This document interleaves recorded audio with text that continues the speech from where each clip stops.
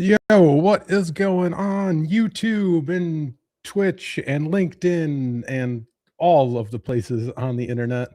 Welcome to another live stream from Network Chuck Academy. My name is Zach. I'm going to be hosting today. We get these sessions started about 10 minutes early. So for the first 10 minutes, you guys just get to banter with me, quite honestly. I'm not sure. Mike, I see you in the background. If you want to join, turn on your camera. I'll get you added to the stage if you would like. Otherwise, y'all can banter with me for the first 10 minutes. We get these started early just so that everybody can get logged in, get situated, and get prepared for the lesson today. And speaking of today, we have a special guest, Mr. Jason Gooley, joining us, which I will provide a link to his profile in the chat. He'll be joining us today to talk about AI and how that's impacting network engineering. But hello to everybody there in the world wide web. Hopefully you're all doing wonderful and amazing today. What's going on, Leo and Shelby? Putty 2 Point is always great to see you all. Glad y'all could make it here today.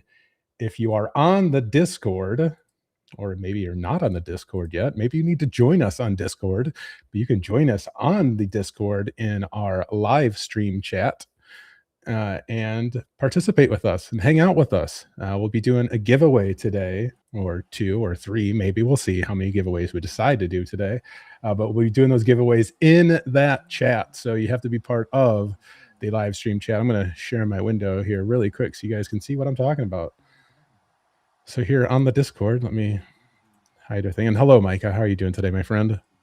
I am doing just fine. You were like, I don't know if Mike is going to come up. I was across the house getting some beverage. Surprise. What do you sip? What do you? Yeah, exactly. What are you guys sipping on here? I have some iced coffee today. Oh man, I can't do it right now. I ran out of regular coffee. I just got some water from the fridge.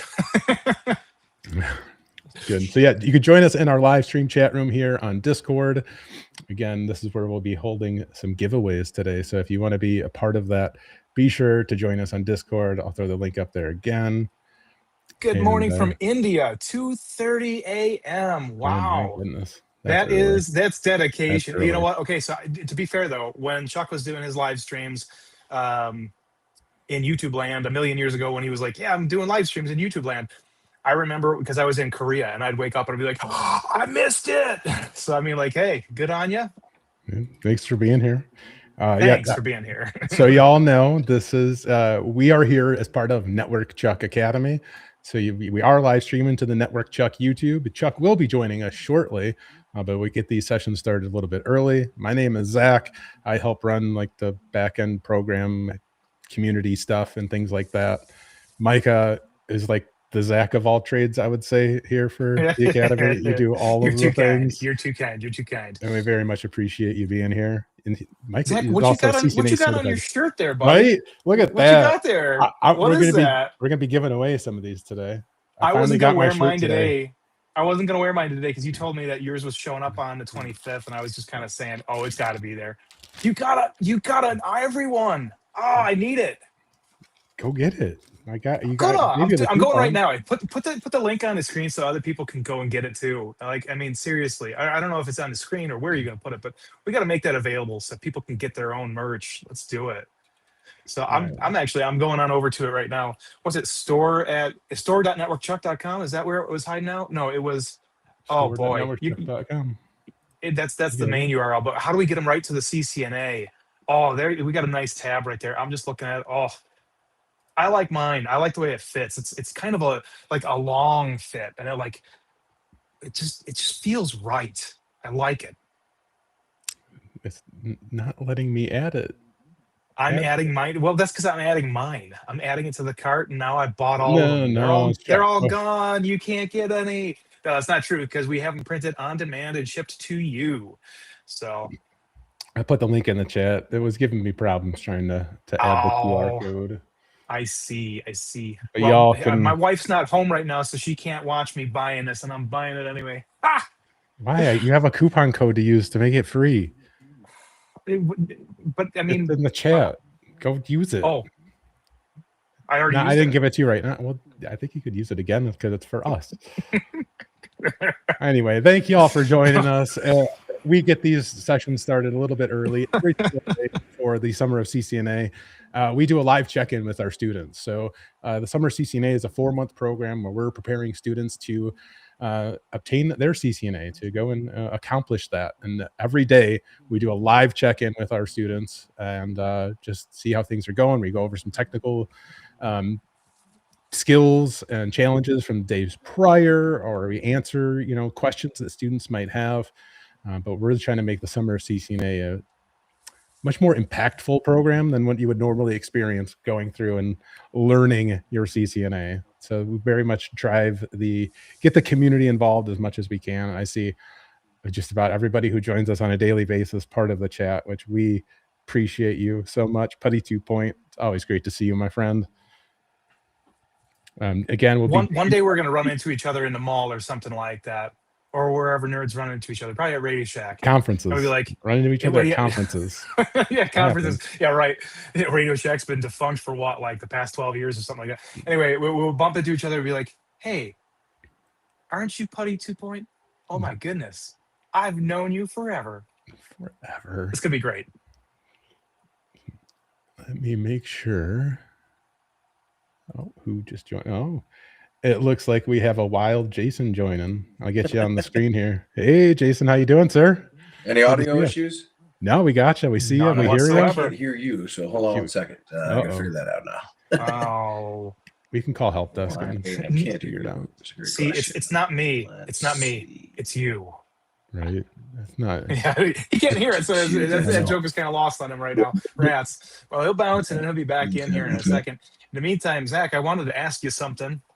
What are you asking me? What's your very favorite part of these live streams that we do? Checking in, just interacting. Check one's tooth. Got it. We hear you. Output. Do you hear us? But now we don't see you. Yeah, we don't see you. Now we don't see you. Okay, now I can hear some of you. You can hear us, but we can't see you. Can you hear me now? We hear you. This sounds like a Verizon commercial. Yes, I do. I do hear you. Bluetooth. Can you hear me? Can you hear me now? Morning, Live Jeremy. Troubleshooting. Okay, so I'm coming out of speakers of a Mac Mini. You can see me. I can't see you, so that's interesting. But hey, I think all that matters is that you can see me and hear me. We don't see you. We just hear you. You can't see me. We cannot see you. Oh, interesting. That's I can see me. Maybe your camera got unplugged. I don't know. We might have to reboot Windows 95 like Jeremy has to sometimes. Oh, wait, there's a button. It's good. Hey, all right. There's a button. Good deal. Awesome. Hello, everyone. Hello, Jason. Thank you for joining us today. To be able to hear you because you're not coming out of my Bluetooth. You're coming out of my Mac Mini desktop speaker, which is quite interesting. But hey, what do I know? I just wrote the CCST IT support video course. I mean, awesome. This guy's a funny guy. Yeah. So let me figure out how to get you a little bit more audioed, and then hopefully we could be okay. But give me 2 seconds to work on that stuff going around and back. 2 seconds. That's a button. I don't know what button.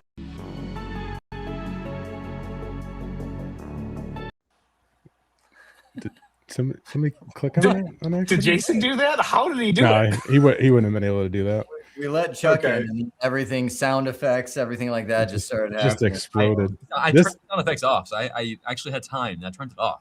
Wow. I promise we are qualified to be here and teaching this course.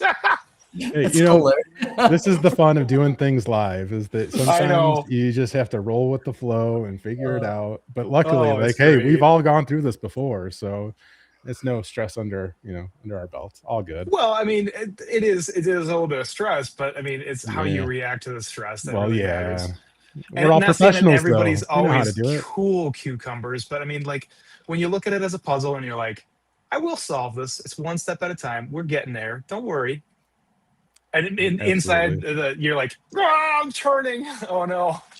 There it is. He's back. We're all gonna die. No, just kidding. You good, Jason? I'm gonna maneuver some stuff on my desk so we can make this pop. We're gonna make this happen. All right. Well, I'm gonna go ahead and just do like a, so to speak. So we don't need this anymore. Okay. So hey, all good. I love doing the live. We are going to stuff, make guys. this happen. Oh man, this is great. Bluetooth speakers. So I certainly hope everybody's all seeing this. Of course they are. I hope Loving so it. too. Can This you is all great. see me? Can you hear me? We see you. Can you hear us now? I can, but you're really small down there, unfortunately. So I'm working on it. We're just trying to figure that out. That's why I'm maneuvering some monitors and some screens. So I've got you guys up here. Got the camera over here. I can briefly hear you. I just want to point out, even the guy with the CCIE on his shirt still has technical troubles, right? Like, I think that's important for everybody to understand. It's important to know. No matter what. Besides, I'm going to buy an automaton. It can walk up and move all this stuff for me. I don't have to deal with it anymore. Awesome. All right. I'm going to do a quick intro for everybody. Welcome everybody to our Summer of CCNA check-in here. As you can see, we're joined by quite a few people here. We got an echo going on. But yeah, we have Jason Gooley joining us, who's just a pro in the networking world. Jason, thank you so much for joining us. Absolutely. If you haven't checked out the Summer of CCNA yet, I'm going to put a link to that on the screen yet. But every day for the Summer of CCNA program, it's a 4-month-long program as we're teaching people what they need to know to hopefully pass their CCNA. We do these daily check-ins, and twice a month we do a public live check-in for everybody in the world. So we have a lot of people joining us today. Thank you for being here. But if you want to be part of that premium Summer of CCNA where you check in with us every single day, where we're joined by Chuck and Jeremy, and we go through our topics, we answer questions from our students, you can definitely join us here if you'd like. And one of the cool things about the Summer of CCNA as well is we have virtual labs where we offer to our students from our partners at Skillbit. So definitely check them out as well. We could not do our virtual lab experience without the help from Skillbit and offering that service. So thank you to our friends over at Skillbit. I'm going to put a link to them in the chat. And now that I've kind of gone over our introduction for who we are, I think a lot of people actually know who Chuck is, who Jeremy is, and a lot of people here have seen Micah and myself. But Jason, give us an introduction. Who are you, friend? I don't even know where to begin. I think part of me is an educator, I guess, someone who loves helping other folks succeed in their journeys. I work at Cisco. I've been at Cisco for 13 years now, and I've been fortunate and blessed to work on writing a lot of the books and videos and training for Cisco Press, Pearson, and O'Reilly over the last pretty much 13 years or 12 years. And, you know, CCNA, I am the new working on taking over for Wendell, which is it's a tremendous amount, but it's an honor. And we're currently swinging away on that and working on that new edition. So it's been a lot, but it's been a lot of fun and a great ride. And it's kind of cool to see how everybody's growing and evolving over the years. And I'm just blessed to be here. And thank you for having me. Yeah, absolutely. We appreciate you being here. It was all Chuck. Chuck is a huge fan of yours. Oh yeah. So he made it happen. How about that, Chuck? Yeah, Jason, he's awesome. I've known Jason for years now. He's just a light in a dark place. Thank you. But no, like when you told me that, you know, you were taking over for Wendell, doing the CCNA stuff, I'm like, oh my gosh, I have to get him on the stream to talk about CCNA. It's going to be amazing.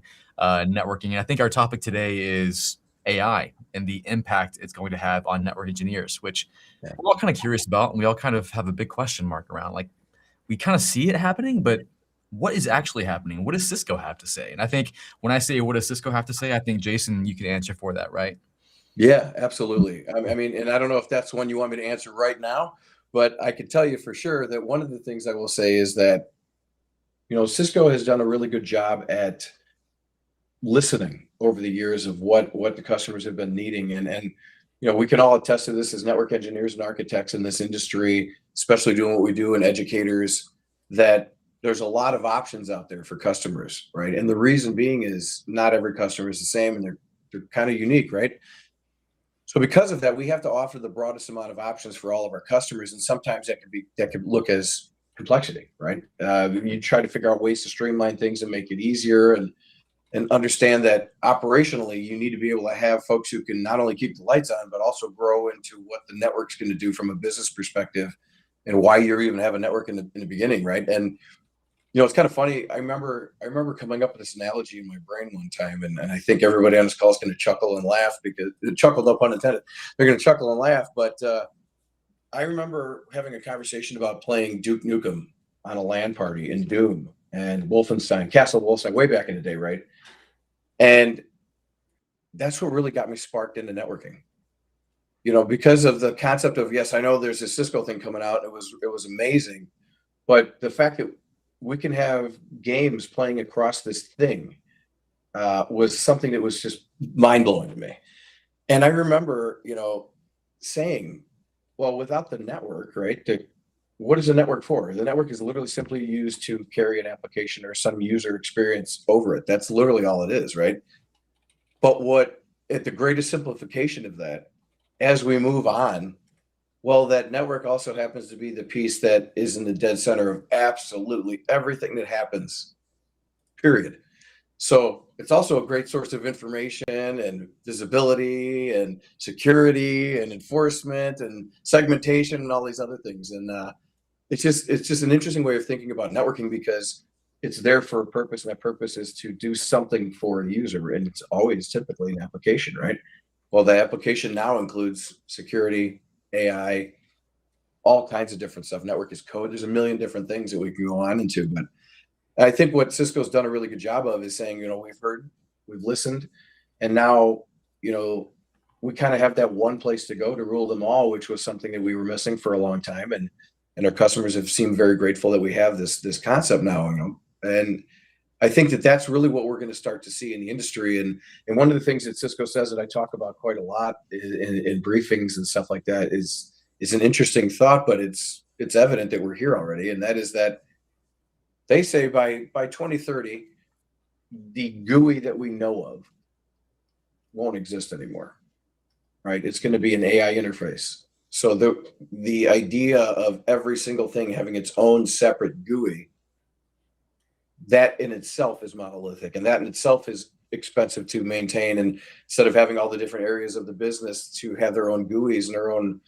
infrastructure teams to handle all of that, dev teams, right? We're going to have one place to go, and you're going to see that probably follow suit across the industry, right? MCP and some of these model context protocol stuff I'm sure we're going to get into today will be the mechanism to allow communications between different areas of the business, different tooling, without having to have that many different places to go. And because it all works together, you'll be able to see everything that's going on in your network. And we proved that at Cisco Live with Cisco Cloud Control, right? And I just think that that's going to be the turning point, I think, for the entire industry, is to realize that how we were doing it in the past might not necessarily scale the same way that we think it will. So, and I think that's why we're seeing all the changes that we're seeing. So hopefully that answers that question in a long-winded. I think it's just starting to answer the question. We're going to unpack this like crazy. Yeah. Okay. I love the idea of like the interface we know now will not be the interface of the future. And you mentioned the GUI. So like right now, a lot of networking is very GUI based because we have all these controllers that kind of abstract a lot of the API calls and the CLI that we do. But you're saying even that is going to be abstracted. Do you foresee like a chat interface? Is that what we're talking about? Just like chatting with a bot? Or is it going to produce interfaces for us out of thin air for what we want to see? It's both. All right. So as of right now, we already have the chat capabilities built into it. It's already there. And I think you'll start to see that the generative capabilities of a lot of these tools are what really is what captured the attention of the industry, because anybody, and this is so funny, and this is exactly literally something I did for a demo. And I kept it PC, and I kept it very PC. And there was a thought that I had that what is the minimal amount of words I can put into this generative tool that we have that will tell me what's going on with my network, right? When there's something wrong. And I said, my stuff's broke. But I used a different word in my own internal prompt just to see, right? Just to see how far I could break this thing down. And it literally goes through and pulls out all the MCP to everything going on through Splunk and Thousand Eyes and dashboard and everything, and it literally determines all the things that are wrong and tells me, puts it into an AI canvas and shoves it right in my face. And all I said was 3 words. And none of them are any political correct thing that you would say, but that goes to show the point that you don't have to anymore. right? You don't have to anymore. What you have to do is focus on why the network is important and critical to the business and the outcomes that that business is going to be. And the time that you would have spent before. And I like, look, I know we laughingly joke a lot about, the automation and not getting automated out of a job and stuff like that. And I talk about it all the time by saying things like, you can automate failure just as fast as you can automate success, sometimes even faster, right?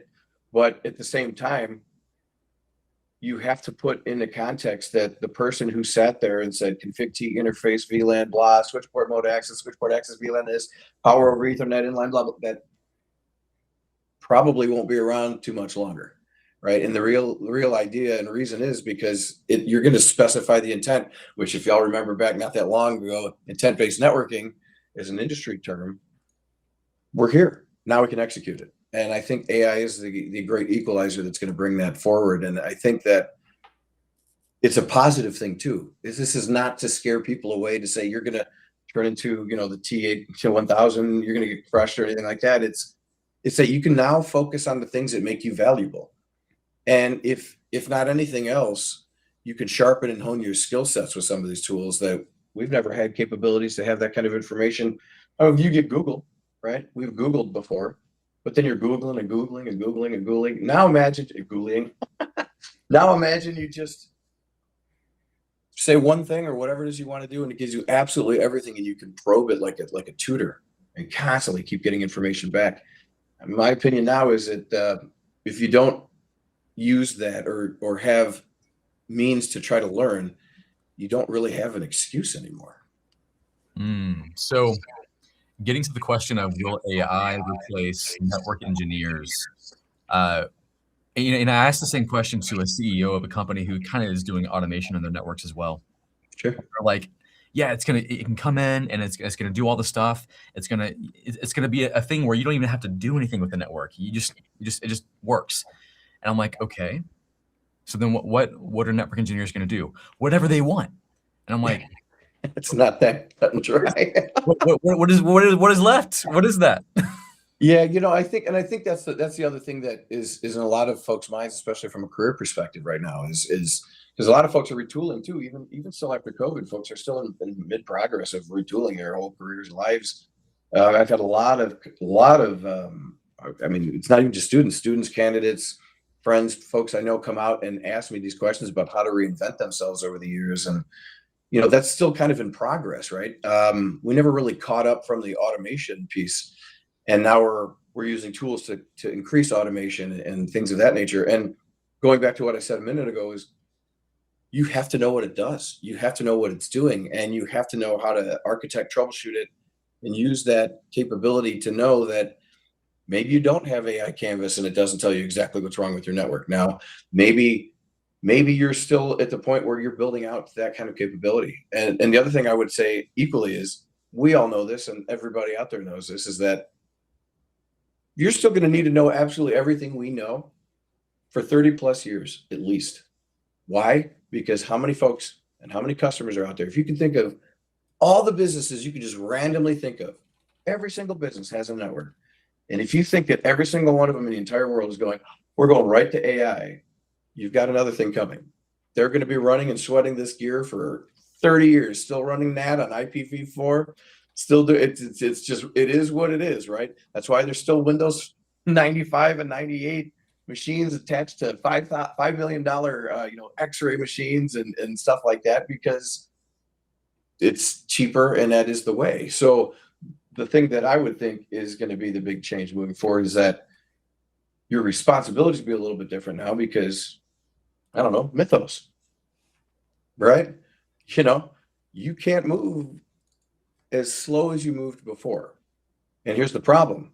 We as humans can't move as fast as we need to. So we need something to help us. And that is where I think AI is going to make the big difference. I still think everybody's going to have a role. Everybody's going to have a job. There's going to be folks who are still going to be configured. Still, like I said, still doing that for so many years to come. By then, I might be out. I don't know, but I can tell you that I don't think that, carte blanche overnight, everybody's going to get replaced by a walking robot or anything, because I feel that that's the human element of this and the instinct of this. And let's be frank and honest, right? the capability to do this. If you want to be successful in this next wave, we'll call it, you're going to need to be able to do this. You're going to need to be able to articulate value to the folks who care, to the stakeholders, the folks who want to give you the money for the tools and all that, because any AI tool is going to tell them that it's the best, right? They're going to need somebody who can actually rationalize that for a business. And then even at the same time, people buy from people. People buy from people they trust. People buy from people they understand and have empathy with, right? If a walking automaton robot, walked into your place and said, I'm here to sell you your new network, it probably would be met with, being thrown out of the front door. So I think that there's the type of roles will change. The knowledge that you're going to need will evolve, but you'll still be necessary. And I think that everybody who's listening to this call probably has not a thing to worry about for quite a long time. Yeah. Well, and I think that, Jason, first off, great to meet you. I've heard your name many times. Yeah. We've met in passing a couple times through Keith Barker and stuff over the years, but there's never enough time to actually sit down and talk. So I know. And that's why it's just, I think we've been ships in the night passing. Yeah. And I think that and we've had some of this discussion, but that's why it's great to have you, especially. And I'm gonna plant a seed of, I'd love, knowing that you are stepping into the big shoes of Wendell Odom and continuing on the CCNA journey. I would love to know what you see on the horizon for CCNA, or if it's just like you're saying, everything is parked there.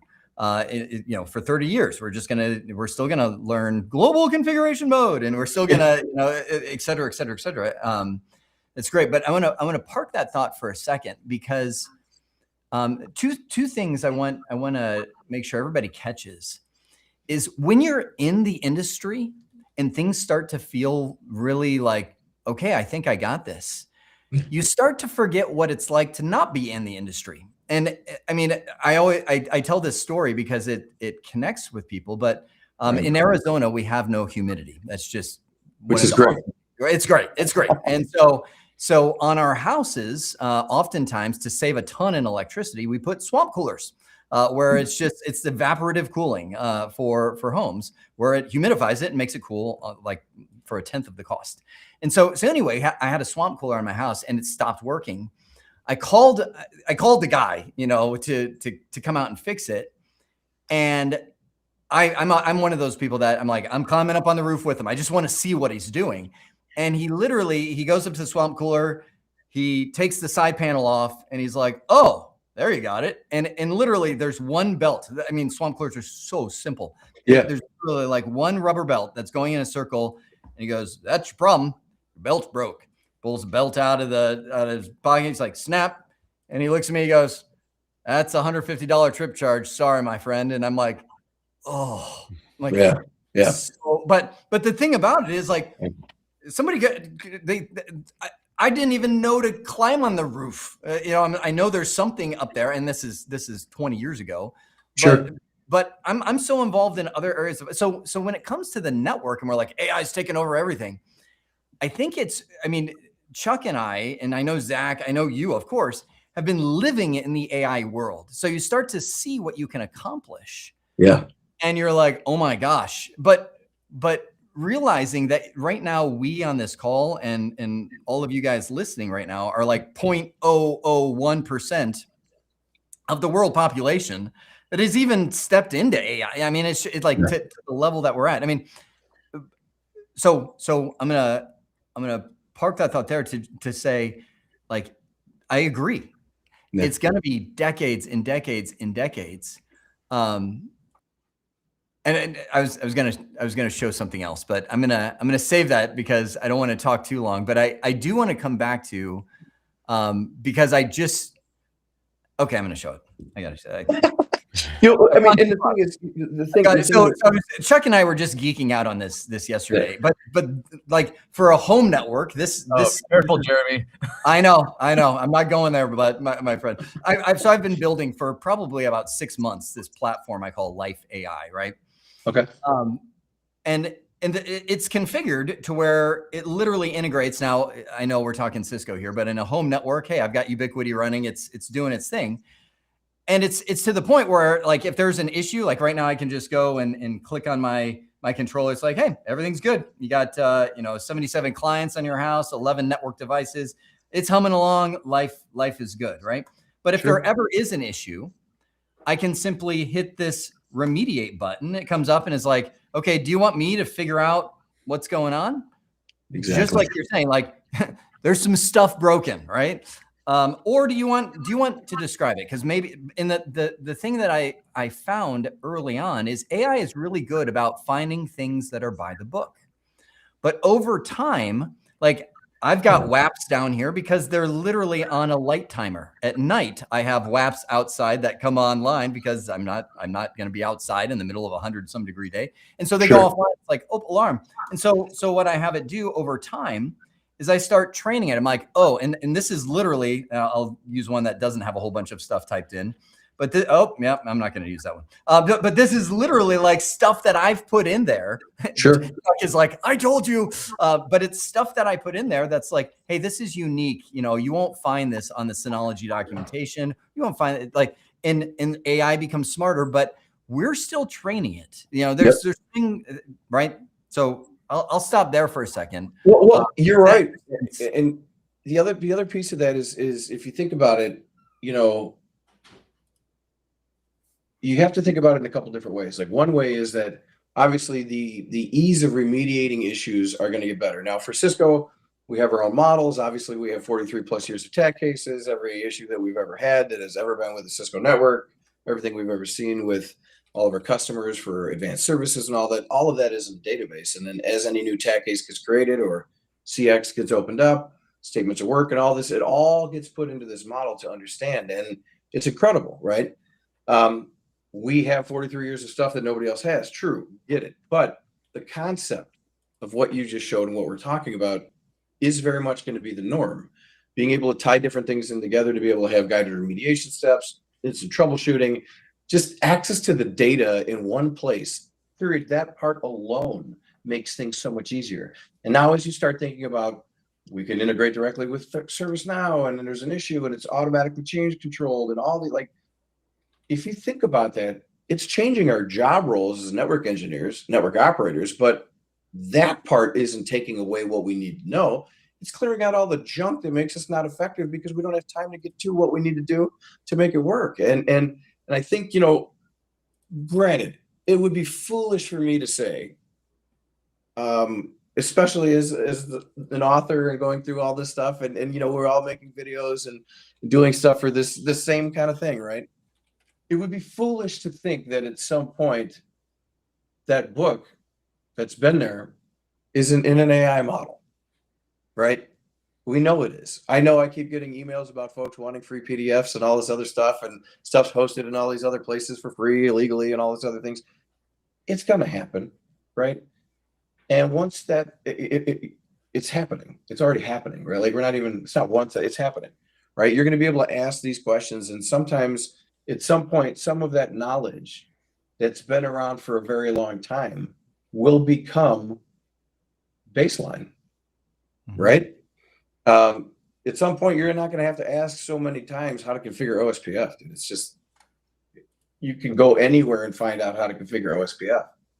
And what we bring to the table, I think, when I say we, everybody on this call collectively and the Wendells and everybody, right, is that it's another unique perspective from our experience and stories to help it resonate with who is listening so they can grab onto it and do the same thing. And I think that's going to be the difference, really, because knowledge is knowledge and knowledge is out there. The books have been out there, right? The videos have been out there. Things have been out there for a very long time.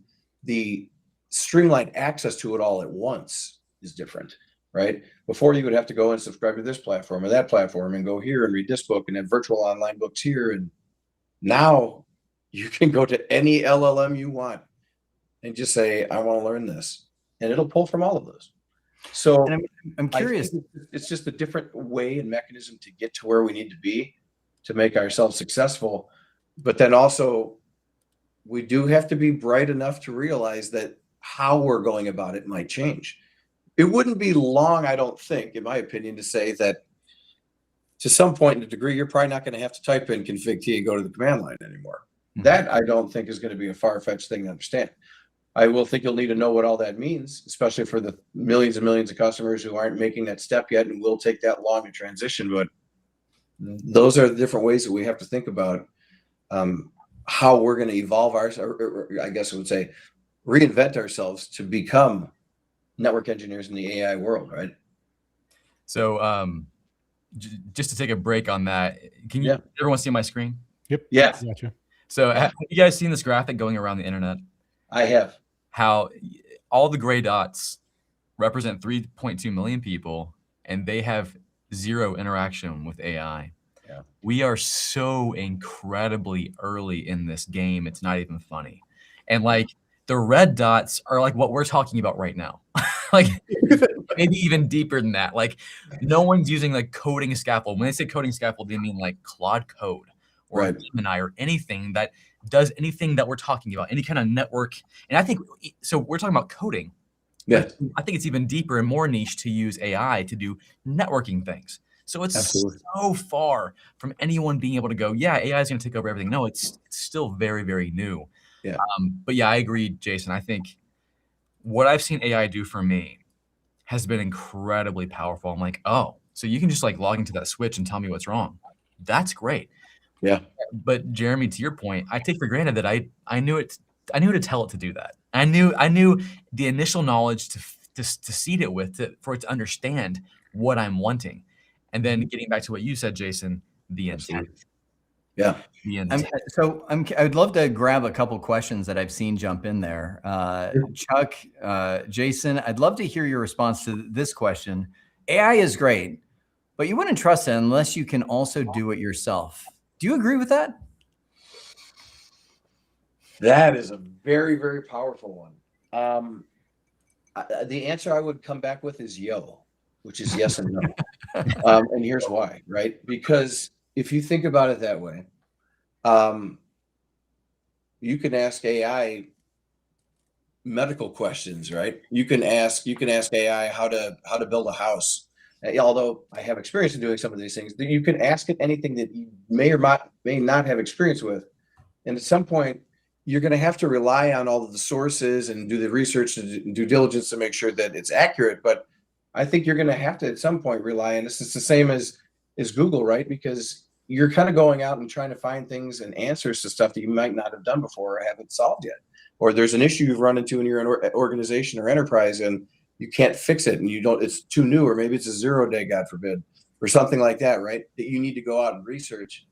So there's going to be a balance. And I think that's the problem is, the human in the loop and the capabilities of us to determine which of these are appropriately correct and accurate, that we can go down. What can we trust and what we can't? I think to Chuck's point, right? Those dots, right? Those red dots, that red dot might be John. This goes back to what we were talking about before, right? It's a train, right? And I've used this analogy so many times. Technology is a train and it's flying by, right? And of course, in this particular train, I always make this joke and reference because he's a dear friend of mine. John Capobianco was the conductor of this train, right? He's out there flying down, and he's a dear friend of mine who's brought me into a lot of this AI stuff, and I love him for it. But going through all of that, the analogy I use is you're standing there and you're like, I haven't done anything with AI yet. And you're watching this train just fly by. I mean, it's like blistering and you're worried that it's going to suck you into the tracks and you're just watching. Oh man, it's so fast. I can't get onto it. I don't know what I'm supposed to do. And then you open up a prompt and you type banana bread recipe. Boop, you're on the caboose of the train. You are now moving with that train. Then you say, how do I configure a 4 network EIGRP network? I want to use the 192.168, whatever, 10.0/24 network. I want all the router IDs to be the loopback ID. I want them all /32, blah, blah, blah. Enter. And you have a lab. It could be MPLS. Oh, add MPLS to that. Add quality service.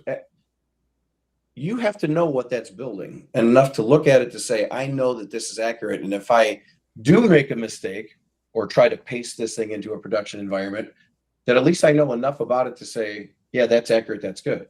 I use that for teaching classes all the time. I don't have time to go and say the same thing over and over again, config T. Like, Why would I even mess with that when I know that I'm teaching you EIGRP and I'm teaching you this one section of it? I can have that built up instantly in 1 second and paste it into CML and be done. I can have it generate the YAML file for me, right? So if anything, it's just going to make I think it's going to make your operations and your daily organization, how you organize yourself and go about being a network engineer or operator or anything like that. It's just going to be better for you in that sense. And Chuck, you mentioned being able to tie in different tools and the amount of time it saves you. And I'm still finding tools. I'm still scared to stick my email, and I'm starting to use like fake emails just to kind of see like, what is this thing going to tear up and do? Is it going to go email somebody and say I said some nasty thing or whatever? And I'm just kind of keeping an eye on it. But there's no doubt you can see the value, the intrinsic value and speed that this thing can help you with. And I'm bad at being organized, so this helps me considerably. Same. I'm the worst. And I'll give you an example of that question. Zach, keep that question back up. It's such a good question. Oh, yeah. I unpinned it. Sorry, that was me throwing it up there. But I remember it. They said you can't trust AI unless you know how to do what AI is telling you. Okay. So I will also say because there are a lot of things I know I could do it, but I'm too lazy. For example, I just posted a video of doing a Raspberry Pi dashboard and putting Home Assistant on there and making it look nice. And I'm like, I gotta get this video out. I don't have time to do this. AI, make a beautiful dashboard, log into that Pi, make it happen. And go watch that video. That was made with AI and it looks awesome. But I know how to do that. I know I could do that and I know exactly what it's doing. And if it does something stupid, I'm like, no. You need to do this. On the other hand, I don't know how to program in Rust. I don't know how to program advanced things in Python, but I let my AI do that all the time. I think the answer might be, I know I could do it if I really, really, really had to figure it out. Absolutely. And I know enough to be dangerous and I know where to lead the AI. But like the medical thing you brought up, Jason, I don't trust AI stuff with medical things. I don't. My wife will look up stuff and I'm like, shut your phone off. That doesn't it's lying to you. That's not true. I don't trust it with that because I don't know. I just don't. You don't know. But they're using it to create vaccines. So it's like, to some degree, you're like, unless I went to school for that, would I ever know? And that's why you have to do enough of the research and know enough to know that everything you get back, you have to question. It's so important that even if you look at the bottom of any LLM that you use, it says, basically your mileage may vary. This could be inaccurate. You could, you just know that you have to double check and verify. I want to, Jason, this one is for you because with you taking on, so help me understand. I know when you say I'm stepping into Wendell Oldham's shoes, I know Wendell, it's similar to the way I know you. I've run into him when it was called Cisco Networkers. We chat like once every 5 years on something. And so I know Wendell's role in Cisco Press, writing a lot of the curriculum. So what does your role with the CCNA look like moving forward? Because I don't know that everybody here knows when we say you're taking it over from Wendell, what that means. So the biggest thing that I know of as far as that goes is that I'm taking over the books for him, so it will be eventually me, right? Mm-hmm. So that at the base level would be is what I'm going to be doing as the author for it. But even in addition to that, you have to think about he's been doing this since inception. He was the first 32 years, 10 editions. Like, the guy's incredible. He's helped me learn. He got me into this stuff, right? There's all these things, and it's hard to be when you think about stepping into somebody's shoes like that. You can't, right? So all I could do is have my Jason Gooley shoes next to his shoes and try my best to have my own shoes that, are related to the thing and do them proper, right? Because you think about how long he's been in this industry, how long he's interacted and communicated with students from all over the world, the colleges, network academies, high schools, all of this stuff. It's going to be fed from the CCNA content that we're doing. And you think about how I don't know about you all, but that was my first, I want to get into Cisco networking certification. It was the only one that was existing. It was either that, NP, or IE, right? And, and that was my first foray into Cisco, into networking, right? Well, I guess I did my CNA in 411B Novell before that, and watched the red snake bounce around the screen a few times, and then never touched it again. So, yeah, this is the one that I wanted to get to prove that I could do it. And from that, I don't know that I'll be able to do exactly what Wendell did. I know that I will do the best I can as far as like talking to students and talking to candidates. And I know I do that a lot now, as you're probably all aware, to just try to be the person who's always there for them no matter what. I'm here. And that's evident by a lot of my posts and things that I do, is just that nobody was really there for me, and it's Right. interesting, as I was going through this studying and all this stuff, I finally got to the point where, and all these names, right? Narvik, Anthony Sequeira, Terry Vincent, these are folks, Brian McGann for sure, dude. Like all these folks, right? Brian and I started Shinog together, right? I mean, the Chicago Network Operators Group.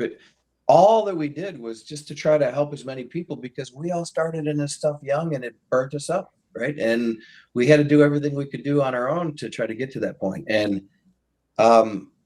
now, like I said, there is none of that. It's all got to be community driven. It's all, everybody's in the same boat together thing. And I just think that promotes better learning environments and less stress on the mental health, which at some point we have to talk about on this podcast. Sure. And let me stop you there for a second, because sorry, go ahead. No. What I'd love to hear is, as you're looking at stepping into the Jason shoes next to the Wendell shoes, this question I think I've seen more often than anything else, and it's not just oh, it went away. Oh, what'd you do? I'll click it again. There we go. There. And it's not specific to CCNA, but I could see how it applies. I'm a blah, fill in the blank. With what you're seeing with AI, should I reconsider career paths? Depends on you what the blank is. Yo. If you're a network engineer and you're questioning if you should give up or change, like because you think you're going to be just displaced by some tool, if you were really wanting to be a network engineer and you had the passion and love it and wanting to really go through and do that, you would still keep doing it. Absolutely. However, this goes back to the yo, right? If you worked at Amazon throwing boxes or whatever, you're delivering packages, well, it doesn't matter what it is. You're like, it doesn't matter. Your X job, whatever this job is, and you want to break into something like networking or any other field for that matter, then that would be one of those things that this is the time to reinvent yourself. And why it is the most important inflection time in our careers. And what's crazy about that is we all remember the internet, right? But we were when the internet first got started. But I remember at 13 years old dialing up with AOL and 300 baud modems and doing bulletin boards and all the stuff, right? But now anybody can be anything at any time, period, whether it's real human or not. And that gives you so many endless options that it's almost like analysis paralysis. So what I would want you to say, what I would want you to do and consider would be to think that it is a good time to consider if you're going to switch your career, for sure. Because now you have the capabilities of doing all the due diligence and research on it instantly to see if it's something you want to do. But if anything, I would also say if you want to be a network engineer, if you're already a network engineer and you're questioning if you should stay in it because of AI, go evaluate some of the things that are being done by AI. Some of them are fantastic and some of them aren't exactly the best. And evaluate that graph that you just put up with all the gray dots and the 2 red dots, right? That you've got so much time, you can have a fully functioning career your whole life and before you get to the point where so it's dependent on what you want to do, like in here. And the one last thing I would say to that is, because I get this question so frequently, and it's tough because it's not just about the money. And that's going to be a hard thing for a lot of folks to understand and swallow. It's not just about how much money can I make as a career. I'm going to take this thing and tune me up to be able to make a lot of money. Yes, that is probably possible for sure, right? 100%. But you will find yourself burnt out, unhappy, and chasing something that doesn't fulfill you. All because you can doesn't mean you should. Mm-hmm. Chuck, what do you think on that one, Chuck? Yeah. So I think for many people, they come into the choice, the crossroads for what they can do in their career, and they don't know. Like they have no idea. They don't know if networking would light them up or coding or whatever it is.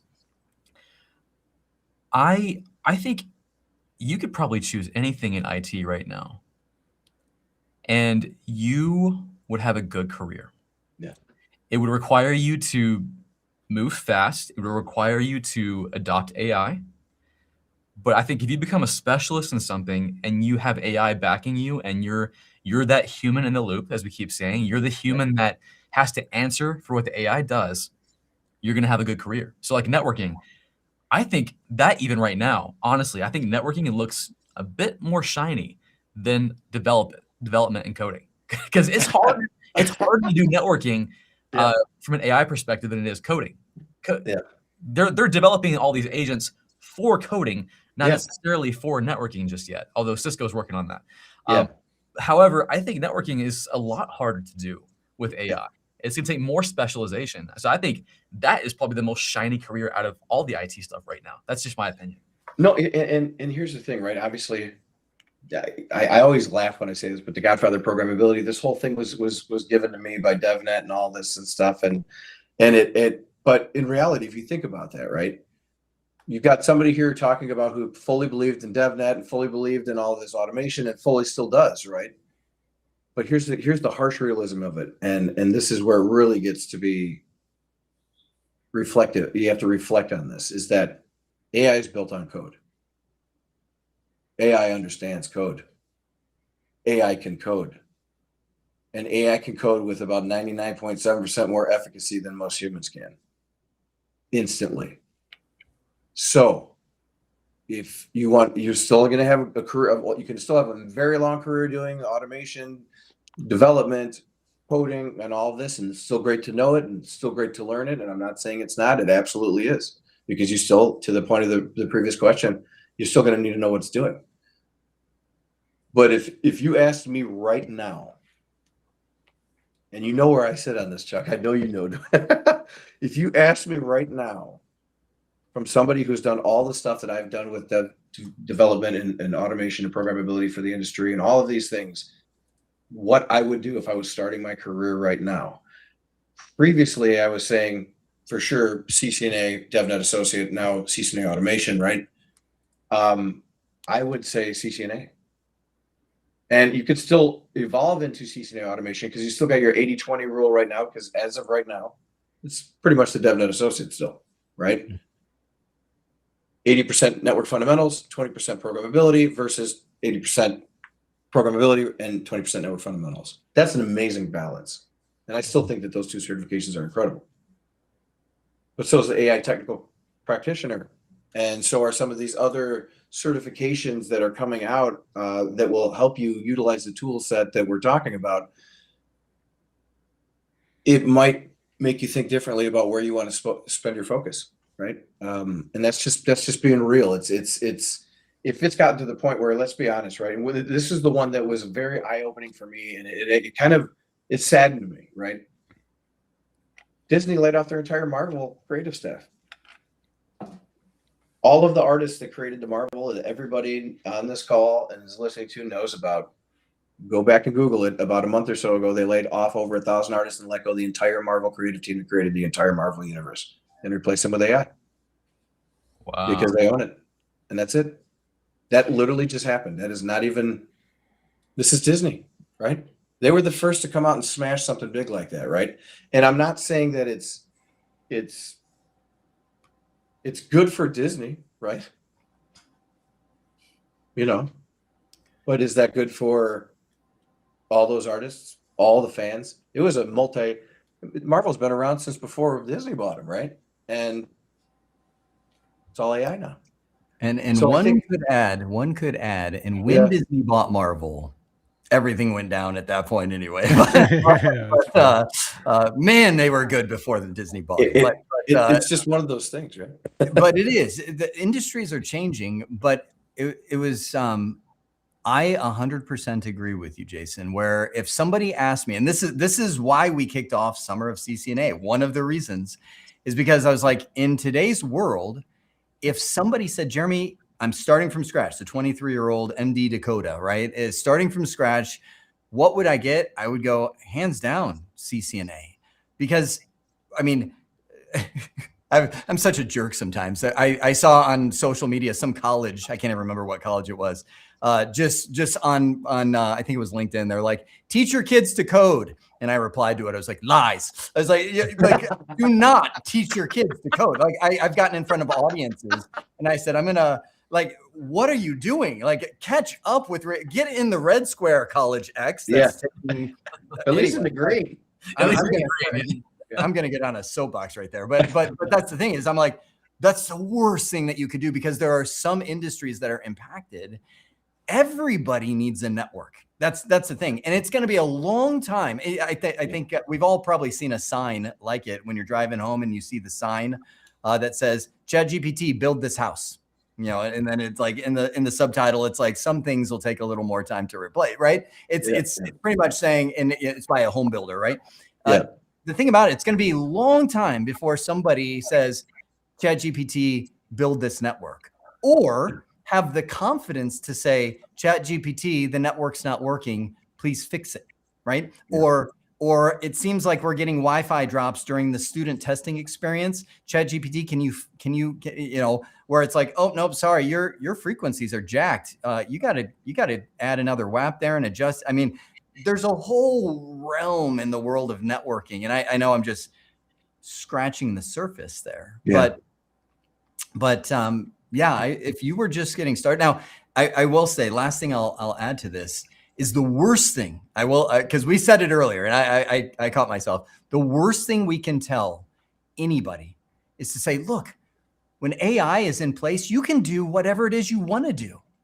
That is the most fear-inducing statement that I've because a lot of people are like, it's overwhelming too. It's like, well, what do I want to do? Right. Make coffee? Like what? So I want to present this to you guys, because we're talking all around AI here and all the capabilities of it. But what is the impact now going forward for a student's learning journey? And how is that going to change? Like, what are going to be the fundamentals, the foundations that somebody really needs to go as we're progressing, especially with the CCNA and Cisco adapting more AI? Are you guys still going to be looking at teaching and laying down the fundamentals, these foundations that students really need to know to be successful, or is it going to lean more into AI and utilizing that to help with their learning? How is that going to look going forward, Jason? You know, in both. Let's just be honest, right? All these education platforms are creating AI platforms to be able to do some of these things, right? Create talking head videos and all of these other things that are based on data that's already existing. But what I will say is, like, to Jeremy's point a second ago, right? For the most part, so it's interesting. So to go from a ChatGPT to say I wanted to do all this stuff, that might take a little while longer. But the Agentic AI, we're doing that today with Cisco. We have it all. We announced it at Cisco Live. We've been doing it, right? So that's going to be one of the things. There's going to be vendors and stuff like us that are going to have all this, and then there's going to be everybody else. Just like some folks don't have Catalyst Center, some folks might be doing it manually, right? You might have a wireless LAN controller, and you might not. So there's all of these things that I think that's going to be kind of that juxtaposition between the tools and where everybody's at. This agentic capability and stuff will be there, or is there, right? It's just going to keep getting better. But then there's all this other area of it is kind of like the command line of AI, right? It's really what it is. But then going back to what I said earlier, I think that everybody on this call is an educator, right? Everybody who I've worked with, we've all worked with, we're there because we have a passion to help people. And I still think that is going to be 100% necessary, because to your point, to Jeremy's point even, right, was, where do I start? AI is not going to tell you where to start. AI is going to tell you everything. It might give you some suggestions, and the suggestions, if you ask it, because trust me, I have, because I teach this stuff, and so do you. It's CCNA, and I'm writing, like we're working on writing the new book right now. I mean, we're in the middle of it, right? I haven't taken over volume 2 as we speak. Wendell's doing volume 1. We're working on this thing, and the blueprint changes. We've all seen them. We know what's going in it. AI's in it, right? All of this stuff is in it. There certain things have changed where maybe some of the coding, but now we went from, for example, right, configuration management approaches. We dropped Terraform because that's fitting more into the CCNA automation. But you now have to know how to configure and use Ansible, which was a CCNP task, is now in a CCNA. And the descriptors changed. So you need to know Ansible, right? So we're writing it. So I'm writing it right now. I actually just finished it on how to, without cooking any brains, how do you download this and use it without making it feel like it's such a big lift? And how am I going to adapt all this and learn this stuff now when I'm still trying to learn how to enable, security or BFD on an interface or something, right? Or what? How does extended traceroute and ping help me troubleshoot something?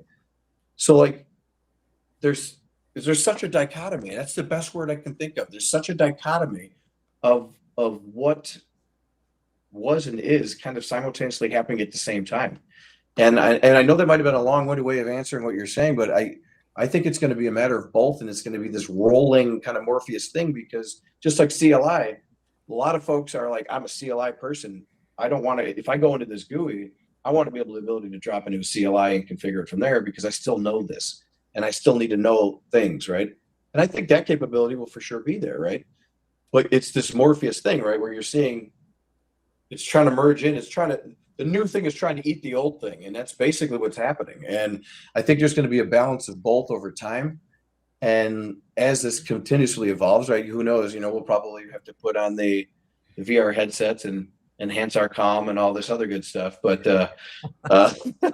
was that a Demolition Man reference? That sure was, man. I had to do it. I had to drop it. Absolutely. I want to ask you to predict the future real quick. Shouldn't be too hard. Sure. So let's say 30 years from now, a lot of what we're predicting happens. So AI has abstracted a lot of things. So the way we interact with the network is probably through just talking with an AI. When you write that book for the CCNA, what's going to be in that book? What do they need to know to interact with the AI? Well, provided there's still a book. Right. Assuming it's a book, what's going to be in the LaserDisc neuron transplant that we're going to add? It's a good holodeck. We're all going to be in holodecks. Honestly, as crazy as it sounds, right? Technically, I'm in sales, but it's hard to explain, right? Because in my mind, you're in sales in the sense that you're working for a sales company, right? But I do a lot of the education. Obviously, my day job, I'm evangelizing to customers about how all of these different technologies can benefit them and make their lives easier and streamline things and processes and all that. And I think depending on what your role is going to be as this network, whatever it may be, engineer, architect, it's going to come down to, you're going to still need to be able to articulate the value of all these things. I think the why becomes more relevant. Almost 100%. And it sounds, the Simon Sinek why thing, and everybody's like, oh, I've heard that my whole life, but the truth is you're going to have to articulate the why, because the network is going to some degree, 30 years from now, I don't know that we're going to be worrying about it. I mean, I really, 30 years from now, right? Because this is why I said that folks are going to start catching up. What we'll be worrying about will be changed. Right? It'll be, what is the application of the network supposed to be and do for us? And then we logically think about how we're going to use it to construct our business outflow and in operations, and, for a manufacturer, how much this we can get out by then and all of that. But I think it's going to be more humanized to the point where you could just articulate what you want it to be, and it's going to do it. And I think that at that point, that's when we're going to start to see that'll evolve. And then what the skill set of a network engineer will truly change would be, because you're not going to be doing this by then. If we're doing this by then, I am shocked. I mean, I'm shocked. I'm shocked. I mean, just just me, and I shouldn't even forecast here too far, but I'll be shocked that this, as much as we have been doing it, will be the same in 10 years. Just because, when I mentioned that Cisco's even saying to the point where GUIs as we know it will be gone by 2030, it's here. We did it. It came out in 26, right? We've been working on it since 24. It's done. It's here.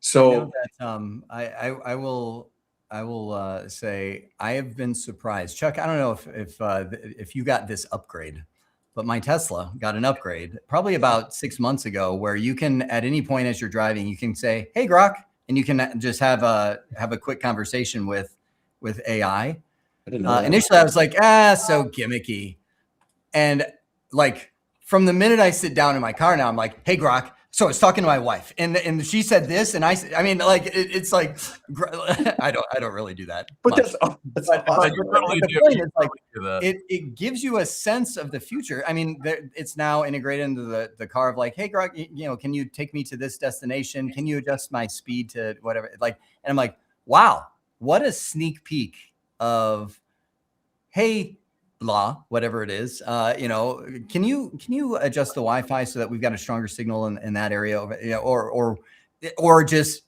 does it. But one of the comments I saw that shot up there, I don't know if anybody has seen this book. It's an old book, but it's actually one of the best books. Don't buy this book, by the way. I mean, you'll be learning stuff like Apple Talk and things like that. It's old. But this is back when Jason, you and I were first getting certified, like in the yeah, and it's essentially Network Warrior, everything you need to know that wasn't on the CCNA exam is the subtitle.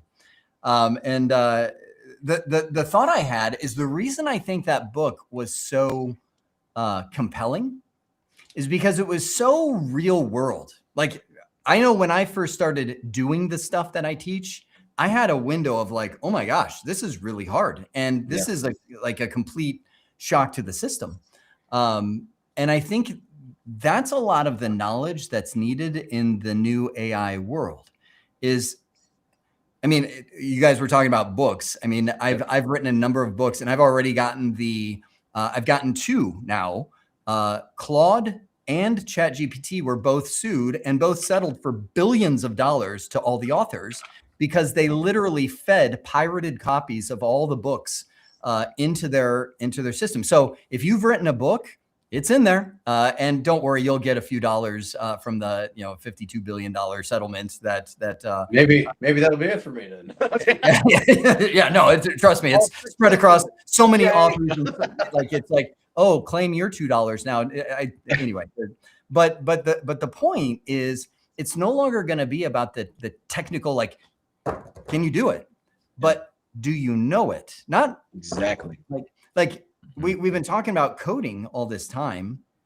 I haven't coded since I went to ASU for computer science. Like that was my degree. I learned to code back in my teens and 20s, right? What year was that, Jeremy? Long ago. So back then. And the thing is as I'm coding this stuff now, like, you see Claude code, it's like generate, and you're like, ooh. You kind of get a sense of what it's doing. Yeah. And you start learning again how to create a development environment and staging and production. And like, that's where the network warrior, if you will, seems to come out. Do you have any sense of that for Cisco? I do to a degree, right? Because if you think about it, that's also going to be our jobs, is to articulate the things that you need to know, because AI is not going to have the human experience. AI is not going to understand the politics of when a CIO wants DSCP-EF for everything everything that he does, because he's the CEO, right? He's not going to understand that, I want home VPN in my house for this, and that's a security risk and a half. You can't bring a server here, right? There's all of these things, even as far as some of the nightmares that I've gone through, as far as, okay, guess what? You're responsible for a data center. The roof is leaking, pouring water into an entire blade center system set, the whole rack, right? Breaking EPOs and cutting fingers on glass and using shop vacs to suck out water underneath the floor next to 440 You know, there are things that aren't explained. I don't recommend doing any of the things that I just said, but that's why I made all these jokes in some of the video courses I did, because it's real. What you're going to experience is not what is written. It's not. It's what we talk about. It's what we try to mentor and guide you through, because there comes a time when you're going to walk into a situation that you are just absolutely not prepared for at all. Let me tell you what, still happens every day. Even to me, everybody. You're going to walk into a customer that hits you with something, you're like, whoa. And then you're going to walk into something else. And how you react to that is literally going to be the definition or delineation of how much longer of a career you're going to have, right? And I just think that how you conduct yourself and how you can articulate comes from understanding truly what these things are doing. And with AI, right, I make the joke about, jumping on the train and all these things, but the thing that you have to get comfortable with, and this is something how many of you out there hate change? How many out there hate relying on other people? Right? You're going to have to. And it is the hardest thing to learn. It is the hardest thing to learn, is how to work with others. And because it's not all about individuals anymore, it's almost more about the broader collective, to make all of us work together to make this whole spinning rock do things better for everybody who's on it. And it's crazy to think that we've gotten to a point where everything that we've seen on TV and in the internet, we don't know. We actually have to question: is it real? Is it fake? Deep fake. Started with the deep fake Tom Cruise videos. You know what's up? You know what I'm saying? He's like, I'm just climbing the side of the Burj Khalifa with nothing on my hands. Wait a minute, that's AI. But you have to think about these things, because as silly as it is, you have the ability to find ways to keep constantly making yourself relevant. And I think that's what we're going to have to focus on as educators in this industry, because it's going to be on us to kind of help and foster through the next generation. Because like you said, even though you're starting with CCNA, right, you're still going to have to know what the OSI model is and all of these good things. There's so much flying at you at all times.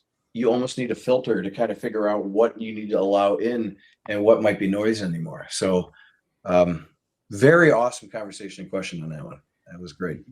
Yeah, I heard this thing. It's kind of like a recent trend on social media, but it was like, if you, like, anybody right now, anybody can code anything. Like, you get access to the most basic version of ChatGPT, you can write something, and that's pretty cool. Yeah. But if you take someone with coding skills who has a history in development and they understand that, and you give them the same AI tooling, they're going to run circles around you. Absolutely. Things that you've never even, like, how did you do that? And that's what I see. I think, and kind of just bringing home a lot of what we're saying here, it's the people who have the knowledge of what's actually happening. It's the people who have that expertise. Yep. They can wield AI in a way that no one else can for their expertise. Sure, people can jump in and probably do networking with AI. Not the way a networking admin can. No. And that's what people are going to pay for. It's the expertise with AI, not someone who has AI who can maybe fumble their way through a network configuration. That's not going to happen. Yep. People they can trust with the skill set and the knowledge.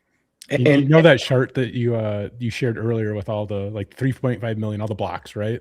Yeah. I would love to see that same chart just for Google. Like, how many people utilize Google to, like, the full ability that Google has, because I guarantee you not everybody is, Google dorking, right? And that has been like a huge skill for an IT professional for years upon years.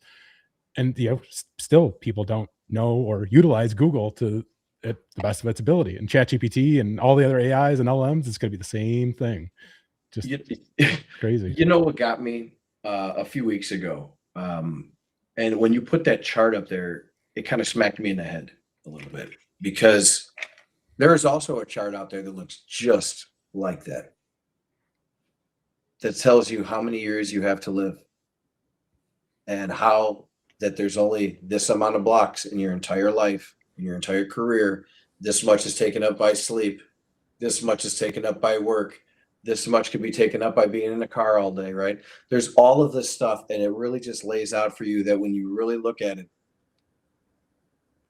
You don't have as long as you think.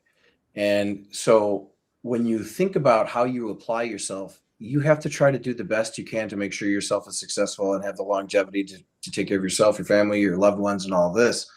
And, you know, just as easy as you can learn doing these things is just as easy as you can get lost doing these things. So I think that's just another thing to keep in mind, that it's great to do all of these things and automate all these things and spend the time learning and educating, but it's also good to get up and go outside, spend some time with friends and family too, right? Balance it, because what I'm saying is, once you sit down at one of those generative, it doesn't matter which one. I use Perplexity all the time. It has the absolute best voice. It's fantastic, you know. And to put a point in what would be something to kind of open your mind a little bit is, there's an article out there that Perplexity, or I'm sorry, not Perplexity, Gemini is gonna be the new Siri. That Apple and Google got together and did.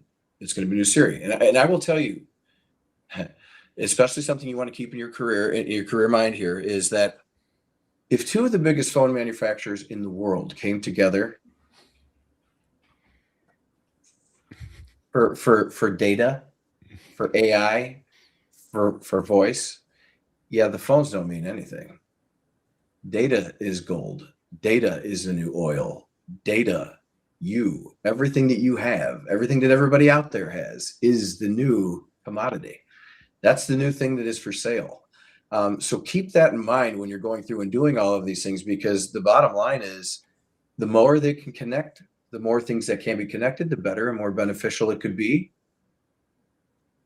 But you also have to think about, there's other aspects of AI and this that might not be so much on the positive side. So just keep that balance, okay? That's why we got to go all local AI, get a damn phone, shut off all the stuff. That's the next thing. That's the next move. I'm digging the basement. You're all invited. We'll start stockpiling rice and everything else. So bring COVID back again. Dear God, no. So I want to actually throw a question up there that I know sounds funny. So first comment on the question below is, no, I did not use punch card. That was a few years before my time. But just like Jason, I did get into the world of technology in BBSs. I had a Commodore Amiga 1000, and I actually, at 10 years old, I know that sounds stupid. It sounds stupid to me. Awesome. I actually ran my own BBS. I took over my parents bought me my own phone line, which was a big investment back then. I had a practical peripherals, 14.4K external modem. It was awesome. And people were dialing into my house at night. Why? Because I hosted a BBS. It's a bulletin board system, pre-internet, right? Called AMI Exchange. And why? Oh! I was like, I got cut off. It was a pirate BBS. I mean, I was a 10-year-old software pirate. I was after getting more games, and that was the fastest way that I could get games for my Commodore Amiga computer. And so the funny thing is, I learned technology because I was trying to solve problems. I'm like, okay, and that's where I want to use Shelby's. No, I didn't do punch cards, but I want to bridge it right into Losted Runner. Their question: what is the roadmap from CCNA to getting a job? And I would say, can you solve problems? Like at the end of the funny what. We haven't announced this yet, but I'm gonna do a soft announce right now. Right after Sumer of CCNA, we haven't figured out a name for it. That's why I haven't announced it. But it's going to be something to the perspective of getting a job. Yeah, like there will be a fun, witty name. But the thing about it is, we're starting off like the whole series. We've already started recording the videos. The whole series starts off with, do you know what a job is? A job is a company, which is just a whole bunch of people that are like, we've got problems. like we've got problems. We have so many problems. Will somebody please help us? And I'm gonna, like, when you quote unquote get a job, I mean from a human perspective, you're like, great, I got a job. From a company's perspective, they're like, oh, we finally got like they're kind of making a bet. They're like, I just got someone I hope can solve my problems, right? Absolutely. Like I sure hope. And so the roadmap from CCNA, from learning to getting a job, I would answer it. And Zach, Chuck, Jason, I'd love to hear your perspective. I would say, can you now use the knowledge you gained in the CCNA to start solving some of the problems that companies have? And do you even know the problems yet? And that's why we're doing the Summer of CCNA. We're like, there's problems. There's all kinds of, like, here's how you solve that, right? Okay, the floor is yours, please. I'd love to hear your thoughts. You hit it 100% on nail on the head, right? Here's this is the perfect analogy for this, and this is why the why is so important, right? What's the one biggest problem the customers have with software subscriptions? It's adoption.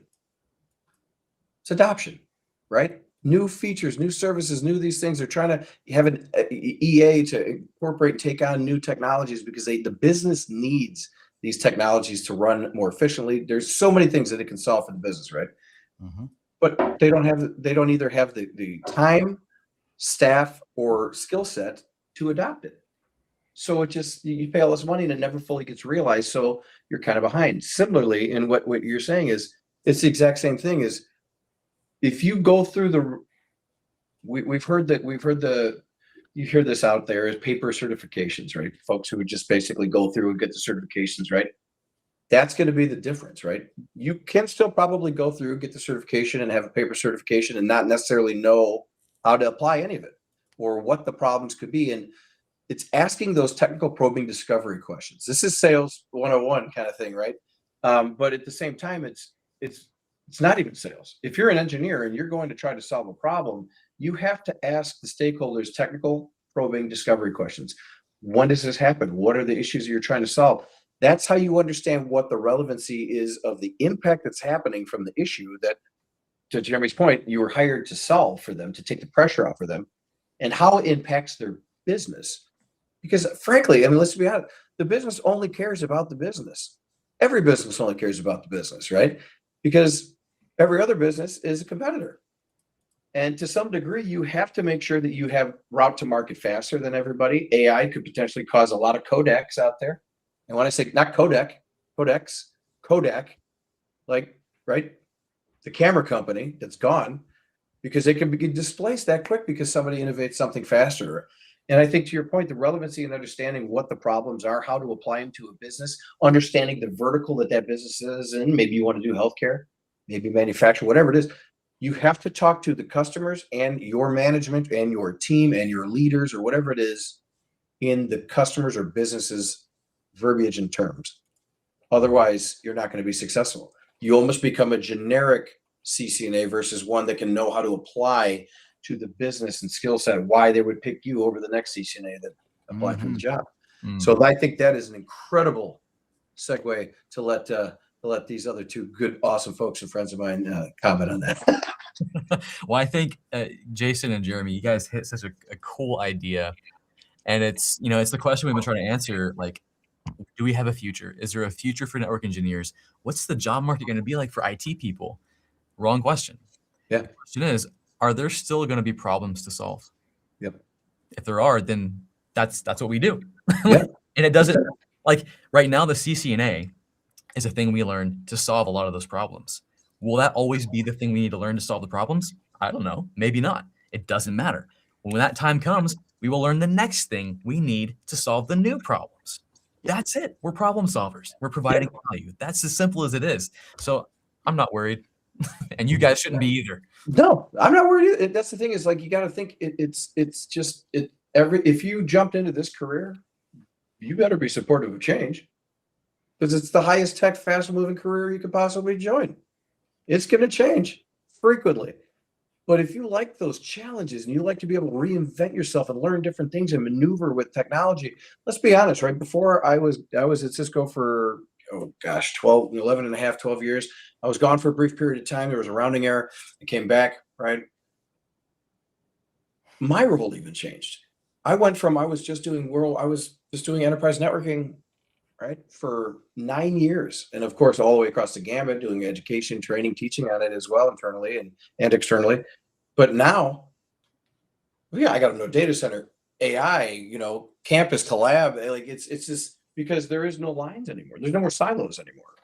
You can't have silos anymore and expect that you're going to be able to solve at AI speeds security threats. Collaboration with other teams to make things fix when you're trying to troubleshoot stuff. That doesn't exist anymore. You can't. The time will not allow you to do that. Especially, and we didn't double click too far into Mythos, but the concept here is when companies like Anthropic come out with models like Mythos, and there's Daybreak by OpenAI and all these things. These are tools and models to find vulnerabilities in software, probably created with the best of intentions, absolutely, to help us solve and harden our devices, our environments, and make sure that we're successful and we don't run into too many of the nefarious, right? If it's built, it's getting out. If it exists, it will get it. It is life has a way. It is Jurassic Park, right? So what did that do for us? And that basically told us that you don't have any time to waste to patch anymore. You can't wait 5 years to update your switching and your routing environments because you'll be breached instantaneously. And it's not a matter of if, it's a matter of when. It is going to happen. If you don't think that an AI model can go out there and scan the entire internet and every single IP address that's public available and every single port that's open and any vulnerability instantly, you're wrong. So now how do we stop that? How do we protect against that? Well, that's where we start learning these school skills and tool sets that we get in school or in classes and whatnot to apply to things like systems. It's a little bit different, right? You still need to know the OSI model and how these threats can attack, but you also need to know that if you don't bring down the patching cycle to fix some of these things and upgrade those switches or get onto those latest CVEs and get those all patched, or vulnerabilities, I should say, so everybody knows what it means, right? You're at risk. And you're at risk because it's spy versus spy forever now. Good versus bad. The bad folks have access to the same tools that we have to try to thwart them. Luckily, we have 43 years of all this stuff to try to give us a little unique leg up on stopping and solving for AI and security instances and issues, but it's forever going to be this. Because humans can't scale to stop or fight it or hack anymore. It's just going to be this forever. So you have to understand how that works. It's the new organized crime. It's the new mafia. That's not a joke, right? Mm-hmm. It's not a joke. So think about that and think about how I think that can help you build yourself up to understand that you just need to know how these things work and you can be very, very, very valuable in this industry. AI is going to fix it all, though, right? Like that's what we always hear. It's going to fix it all. It's going to do it all for us. But at the end of the day, like, what's the biggest challenge that an organization faces? It's the end user, and AI is still not going to be able to account for issues that an end user is going to have. Like you mentioned kind of earlier, you're going to walk into a business, and they're going to present you with a problem that you've never seen before, and more than likely, AI probably never seen that before either. But you're never going to account for, and I mean this in the most kindest way possible, but like the stupidity of humans, right? Like AI cannot account for it because AI is constantly thinking in ones and zeros and not accounting for the just craziness that us as human beings can implement into an organization, into these technical issues that we're running across. And at the end of the day, with AI coming into this, at the other side of that prompt is a human being who's creating that prompt, who's putting it together. Yeah. I mean, and that's the greatest, it's a really good way of articulating that, because if you think about it, I mean, automation was supposed to take away human error or reduce human error to the point where you could have repeatable code, move a lot faster. It's basically with scale, speed, and reducing human error and risk. That's automation. AI does that even faster, right? But the thing to think about and consider, to your point, is that you still have to know why you're using it and what you're trying to do. And you will always need to do that, because otherwise you're aiming, why are you even there? Because you could be at that point, if you don't know why you're doing something, you don't know the relevancy to how it's going to impact something, and you don't know the backdrop on it, functionally at that point, you're not even doing the bare minimum of what you should be doing from your job role perspective, right? So you will probably be replaced with AI at that point, right? So this is the thing that you need to just kind of keep in mind. It's an evolution. And it's an evolution that this is so weird. It is a very fast evolution, but also a very slow drawn out evolution at the same time. And that's the whole CLI versus GUI thing, right? But that is a very good way to think about it, is that we're limited by our imaginations at this point. And then once we get to the point where these things have taken on, just to the point where the efficacy is so good and it can't make the mistakes, and it does that, well, that's a different conversation, right?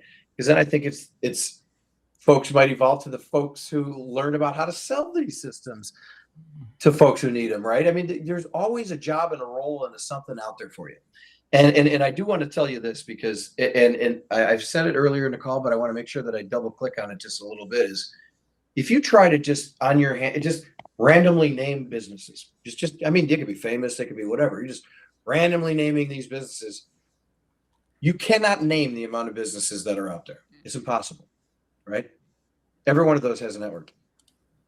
Now, the level of complexity in that network is totally varied, right? Because everything's unique.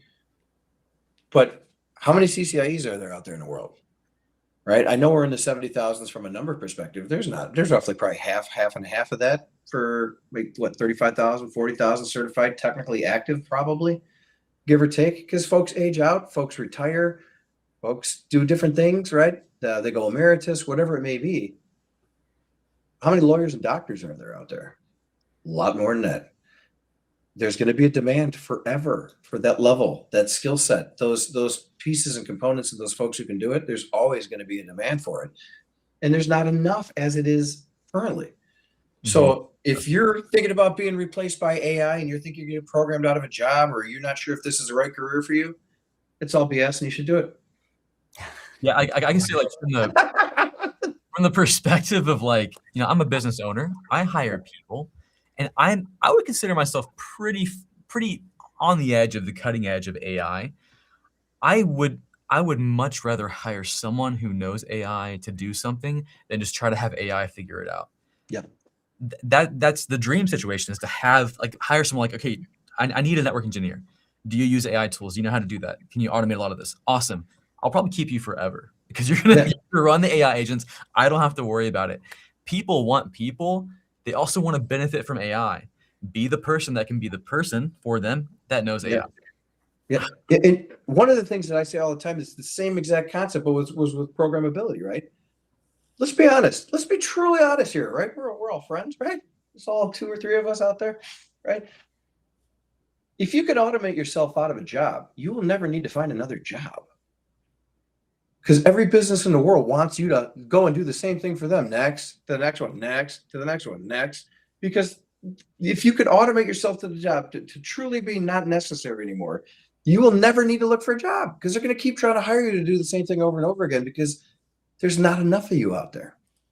So you gotta relish in the fact that there is very stable ground in this industry to stand on. And obviously, even Cisco had to reinvent ourselves, right? But at the same time, we've been doing this for a long time. It's still necessary. It's going to be necessary for a very long time, if not forever. Still going to need a network. How are you going to get, I guess at some point, maybe AI will figure out how to telepathically transport photons, from LA to Hong Kong or something like that. So that's our new WAN, light WAN or something. I have no idea, but highly, highly doubtful in our lifetimes. Don't you guys have quantum networking at Cisco already? Do what? Don't you guys have quantum networking already? We do. We actually have our first quantum switch. Yeah, there you go. It's insane. And every switch that we've made, even all the 9300s and everything, all these different, even the IE switches, but the manufacturing plant floor switches and stuff like that, industrial switches, they have post-quantum cryptography to block quantum threats, right? And we're the first person to come out with that. And it's just, if that's out, it just makes you think that is an issue, right? That's an issue that's coming. You don't just come up with this for no reason, but like, I'm going to put post-quantum secure things in our switches. That means you take AI and quantum computing and you jam those two things together, you're going to have a whole lot of capabilities in the good and bad realm at the same time, right? And that's just really what it's coming down to. It's exciting. It really is probably, and let's be honest, it's the freaking most exciting and cool that networking has been for a long time. I mean, a long, long time. Software-defined WAN and software-defined campus and software-defined anything was like another big bump, like controllers. But if you think about this, and we can all probably agree, Jeremy's been around, Chuck's been around, you know, like Shelby's been around, we all been doing this for a while, right? It seems like every 5-10 years. It's typically about every 10 years, but about every 5-10 years, centralized, distributed, on-prem, cloud, automation, AI. What are we gonna do? It's AI in the cloud, agentic. Oh, dude, cloud. What happens? I'm gonna tell you a story. What happens? I met with a customer a couple months back, about 2 months back. Cannot name the customers, obviously, right? But a legitimate thing was they're needing AI to advance and evolve and do things that they need to do, like every other customers. And they're taking strides to have full AI teams and stuff to take a really good swag at this, right? They started off doing agentic workflows, and for everybody on the call on this, agentic is just a mechanism of saying I want other areas and softwares and platforms in my business to be able to connect with other ones. It's basically a list of context of what I want it to do in API calls, right? At the most simple, basicest form, right? Most basic form, I should say, basicest. I'm an educator. No, but if you think about that, right? It's to be able to bring things together that weren't possible before without involving the need of having to have somebody physically in all those locations and doing it for you. And that gives a tremendous amount of value. How many outputs am I putting on my manufacturing plant floor on this shift versus this shift? And I need that to be put into planning and automation and the strategy teams and everything, so we know what we're doing. Because is that going to warrant us opening, expansive or elastic plant floors or lines during holiday seasons? Do we need to bring and build up a whole new plant floor? There's all of these things, and it's just you're kind of at your imagination to be able to connect them now with agentic AI. So what happened was they started that process on-prem. It worked amazing. And then they're like, well, we need to move faster. We're going to put some of that up in a cloud provider. I won't say who, because then I don't want anybody to, but there's a cloud provider. We're going to put this up, and then it's one of the big three letters, right? Okay. Oh, I know who it is. I want you all to tell me randomly. I'm going to ask each one of you, no kidding, what you think that cloud bill was for the first year. Oh, first year for a plant? For this customer, right? Knowing they're doing agentic and it's now connecting their cloud to their on-prem. And I'll tell you if you're high or low. 7 million. 7 million? 7. Who said 7? That was Zach. That was Zach. Okay. Who else? I'll say, so that sounded high, so I want to go 3 million. Okay. I was going 3. Okay. 3. Just 3 million, huh? $230 million. Wow. I meant 230. 2 years in a row already. Mm-hmm. Okay. That's $500 million. Luckily, large company. What if you're not? You're gone. You're gone. You're bankrupt. And that's gone. I think that's so we're almost out of time. Sure. But that's, I think what you're bringing up is, so I want to hit these last 2 questions. Sure. Like that. Rich is saying, do you not think the young engineer coming through will lack the troubleshooting skills as AI can become a crutch for them? I would say the young engineer coming through can learn to use AI. I wouldn't call it a crutch. I mean, it's the same thing. Like Google it. Chuck, if we could rewind maybe 15 years, yeah, and we were doing a live stream, I bet you we'd be asking, Rich, don't take this the wrong way, but you might be asking, do you think that young engineers coming in using Google will have Google be a crutch for them? Yeah. And I'd and if I were to answer that back then, I'd be like, actually, yeah. And I think it'll be a great crutch. I think being able to Google things keeps you from having to keep all that stuff like to memorize. Like I can, and what has happened over the years is Google it. Come on, Google it. Like it's become a verb that's become normal. Absolutely. And nowadays, I think AI it is like, well, didn't you bounce that off of AI? Well, did you try 2 engines or 1? And exactly. It's not that Google, like to Google something, you have to have a direction that you know you're going and some knowledge there. So, but will it be a crutch?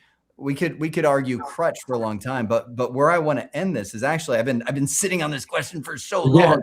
Like where they're saying, do you want to solve problems or create what people really want? So going back to the question before where it's like, well, what am I going to do? And somebody saying, well, you can do whatever you want. Here's that doesn't help me if I don't have any direction. Right. Here's the cool reality though of what's coming. IT has always been seen as overhead to a business. It's not, you don't want to be that, but we are, because we're just a cost. Like we don't really create anything. We just make sure that, you know, things get running. We can help train the people if something new's coming out. Oh, the network's down, I can fix that. But in reality, we're not producing something the company needs. We're just keeping them online, right? Like, you know, if you work for a corporate environment, at the Christmas party, the sales guys are getting bonuses. You guys like, good job, IT department. You helped us make these sales, and that's about it. I was making a sale, and you brought my connection back up so that I could like you're just like, I mean, we're the AV guy in the booth. You know, when like, and they're like, what? Like nobody even cares that we're there until they hear the squeal, right? Pop out from behind a curtain, like, what does that guy do anyway? Like that's you. But until now, and that's where I want to like we'll end on this. Is like now with AI in your back pocket, you can move from I'm a cost to like, hey, I just created something. I couldn't do this before, but the window from creation to reality has been closed with AI. To where you can move from I have a cool idea to literally I can execute on that idea really fast. And that's where I'm coming back to you, Jason, where you're like, what a time to be alive. You know, it's like we are in incredible. Big time. You know, and if you were to ask me to answer that question just at face value, right? It's the latter of the question. It's what people really want.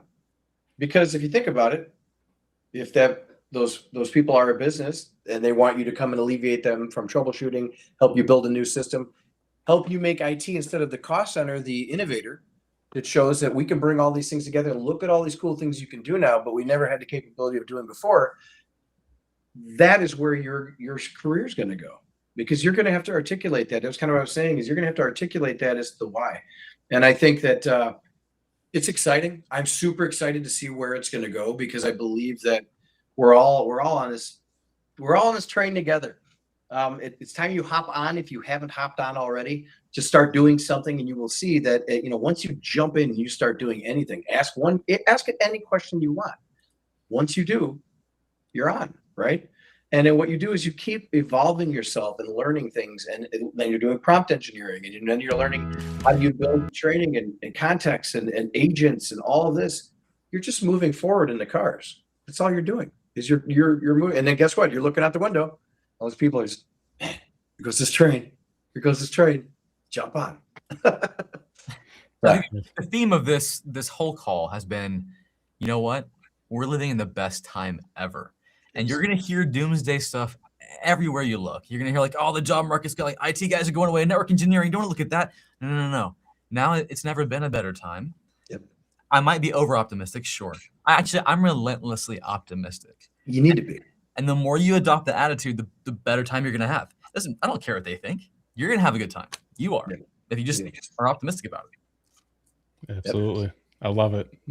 I just want to say thank you to each and every one of you for joining the panel today. Thank you, Jason, so much for being here with us, sharing your knowledge with us. Chuck, Jeremy, it's always a pleasure to have you all here. And thank you to each and every one of you out there in the audience who shared your time with us. Thank you all so much for being here. If you haven't yet, please check us out on Network Chuck Academy. I'll put the QR code there on the screen. If you haven't joined the Discord yet, please join us in the Discord. That's where our community gets together. We help each other out. We're there to support you. That's what this journey is all about. So Please join us there.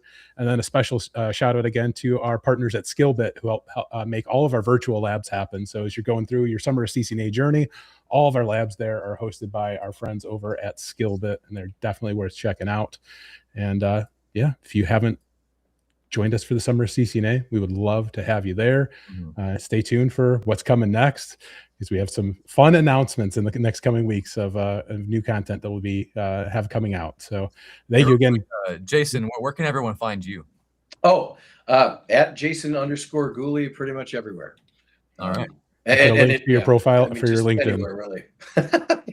Awesome. Everywhere. Perfect. Make sure you guys connect with Jason. I put his link to his LinkedIn profile in the chat. Thank you all for being here again. And we'll be back same time, same place tomorrow for all of our premium Summer of CCNA users. We do this every single day, a check-in just like this. We'll be back again in 2 weeks for another live session like this. So make sure you check that, add that to your calendars, and we will see you all then. Take care, everybody. Have a great night. Thanks, everyone.